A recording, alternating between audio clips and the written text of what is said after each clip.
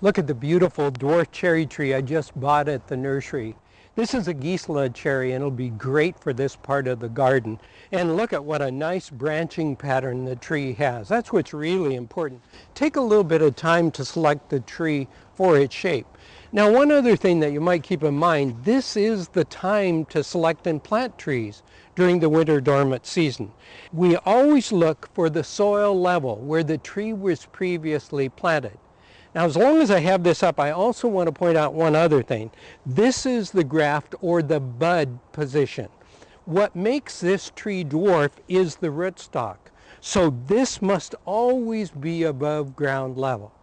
Okay, with that in mind now, let's go ahead and plant the tree. I prepared the planting hole, except I'm adding some organic matter. And this is peat moss, and there's a little bit of perlite and lots of other things that are all organic matter and all non-burning. And I'm also going to add to this a little bit of fertilizer, and again it's an organic non-burning fertilizer. So I'll just mix a couple handfuls in, and I'll also mix it with the existing soil. The next thing for us to do is to be sure that we set it at the original soil level.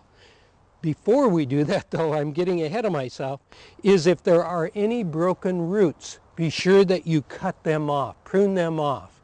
It's essential. We don't want to put anything in the soil that is broken that might in some way pick up some kind of disease that would transmit throughout the entire tree.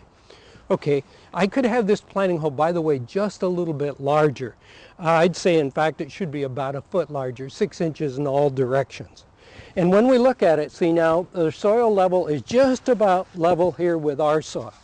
So all I'll do is basically begin pulling this soil in over the top, like so. And stand, of course, the tree upright.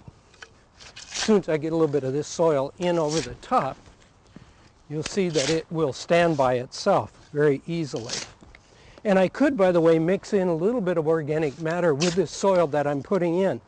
And you may want to do that if you've got poor soil.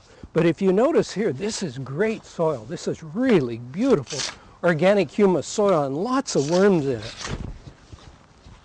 So it's what we'll do just quickly. And I'll trim this down a little bit because we want to fill in the voids.